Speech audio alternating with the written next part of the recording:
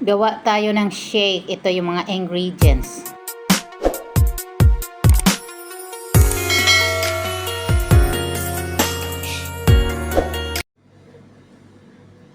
Good morning sa lahat. Sa lahat, good morning. Magandang tanghali, magandang gabi, magandang umaga.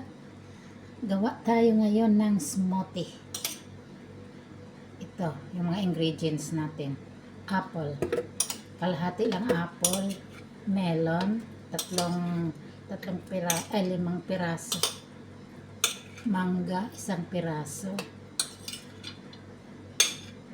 Persimmon.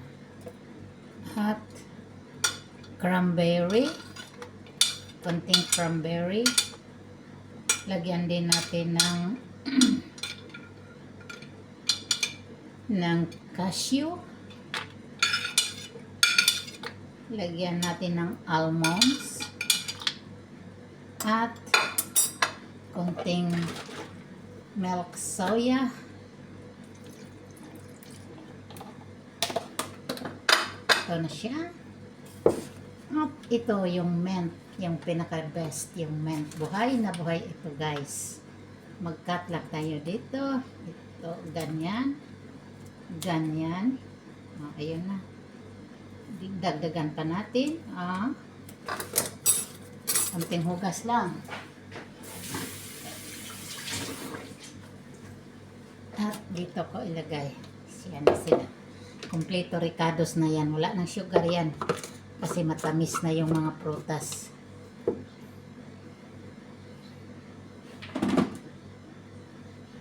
At dito na natin iproseso na natin.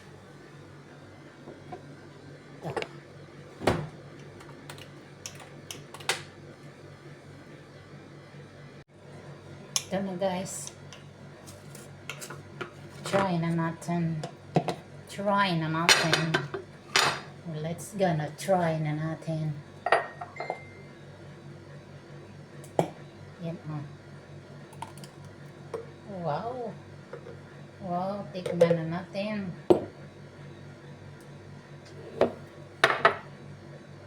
Cheers. Sarap.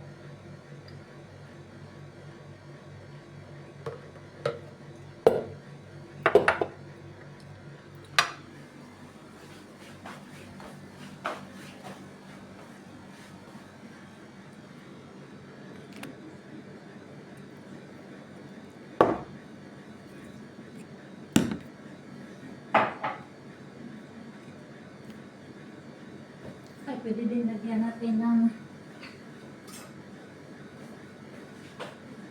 lagyan ko siya ng chia seed, guys.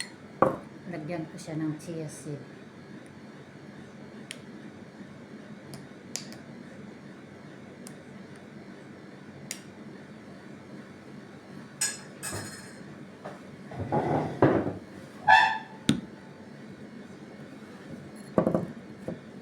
Lard.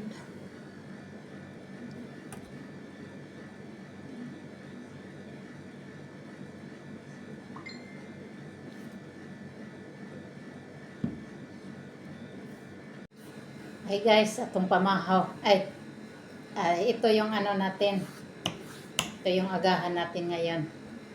Shake. Shake lang muna tayo ngayon. Tingnan natin kung kaya ba hanggang tanghali. Kasi mahal na rin ang bigas. Pag mag-20 na ang kilo, pag bumababa na lang 20 kilo, kain naman tayo ng 3 times a day ng bigas. 3 times a day bigas.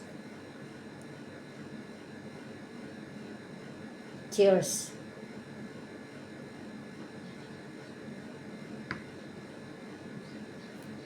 Sarap.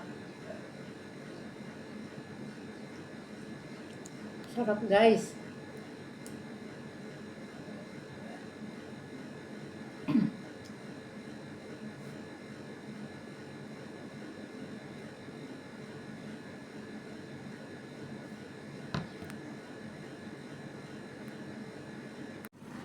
Hi guys, ito na po yung ginawa kong shake.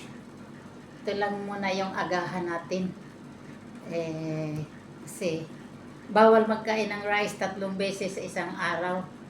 sa sobrang mahal na ngayon ng rice. Buti kung bumaba siya ng 20 per kilo, yung dating pinapangako, pwede na. 3 beses, 4 na beses magkain ng rice isang araw, okay na din. Pero samantalang ngayon medyo mahal pa at wala tayong magandang kita. Apiki ngayon ang hanap buhay. Ito lang muna. Cheers. Cheers for good life.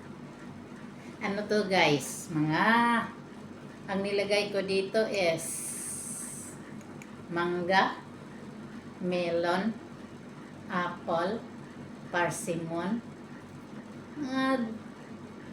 isang slice lang. Nalagyan ko siya ng cashew, almonds, at cranberry. Nilagyan ko siya ng anong tawag doon?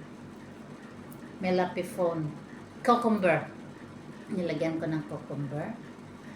Nilagyan ko din ng mint. Ito yung mint. Ito yung mint. Mint siya. Buhay na buhay. Malinis to. Malinis to. Sa bahay lang to. Sa loob lang bahay. Sa loob lang ng bahay ko siya nilagay. Binigay ito sa amin. Matana daw. Gift daw. Cheers.